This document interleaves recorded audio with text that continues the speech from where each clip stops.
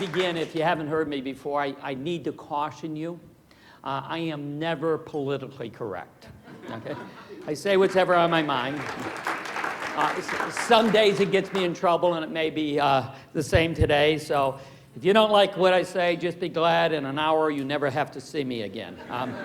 Show you that I'm not politically correct. I just recently addressed the nation's governors.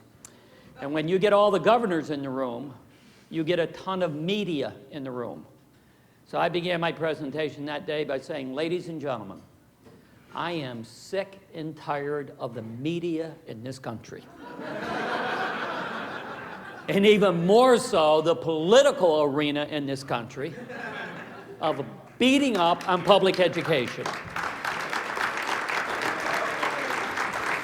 Folks, they have made a sport out of it to the point where those of us in public education are beginning to feel like we're failing. Let me be very clear. I've been in every state in this country. I've been in 29 other nations looking at education.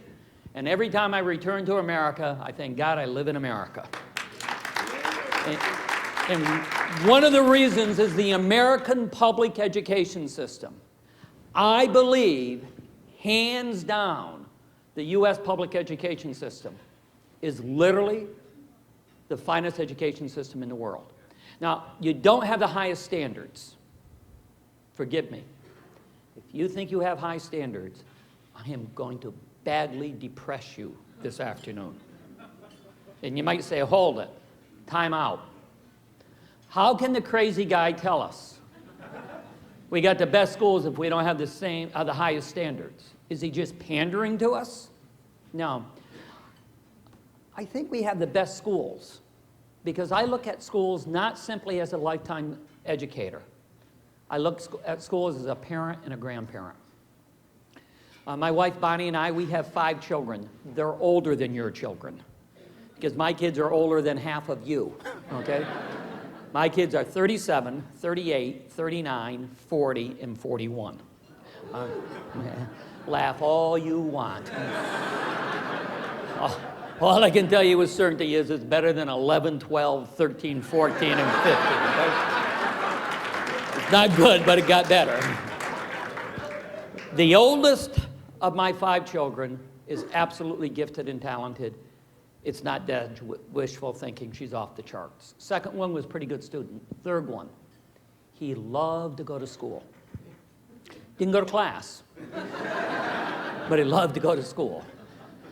Have any like that in your schools? Yeah. But for Bonnie and I, it was the 4th child that helped us understand how unique the U.S. education system is. Her name is Audrey. Audrey has severe mental retardation. Audrey has autism. But Audrey's biggest disability in life is she has very, very serious epilepsy. A great day for Audrey is any day she doesn't have a grand mal seizure.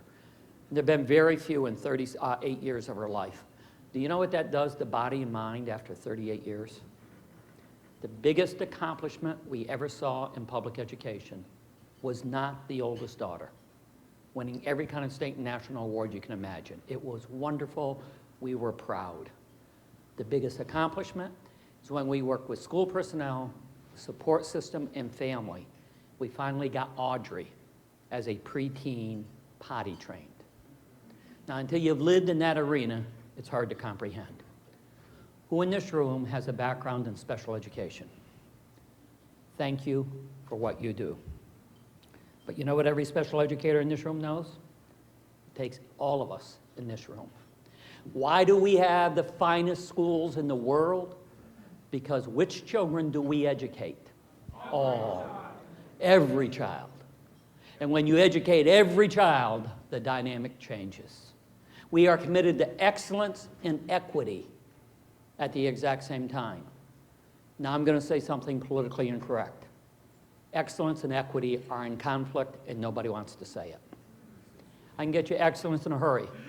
I'll take you to China where I've been a number of times. I'll show you excellence. I just don't want to live there with my family. Bonnie and I had it all figured out until child number 5. He's our youngest. We knew his name is Paul. We knew he could be anything in the world he wanted to be. Until 26 years ago, last Friday afternoon, as he stepped off of a school bus. He was run over by a drunken driver. Paul spent 9 months in a coma and on life support systems at the age of 11. Paul lost what you would think of as speech and hearing. He cannot communicate in any normal way with you. He has such ataxia that if you saw him with me, you would swear he had severe CP, common with traumatic brain injury. But despite all those disabilities, that young man in this country today is a 4-year college graduate. He has a graduate degree. He has a great job. He makes more money than his older 2 brothers, which I remind the older 2 brothers of often. And unfortunately, they remind me as well because they work for me. Okay? Paul is married, and they have 3 young boys. Ladies and gentlemen, there is no other nation in the world that can happen. We have the finest schools in the world. But you know what my family has figured out and the nation's beginning to figure out? Equity is really, really expensive. And you can't afford equity if you don't have economic success.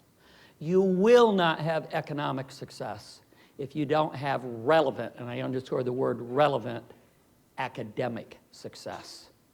Ladies and gentlemen, whether you are an advocate for excellence or equity, this nation has a very, very steep hill to climb if we think we're going to prepare our young people to be competitive in the 21st century. That is a very long introduction so that you know all my biases.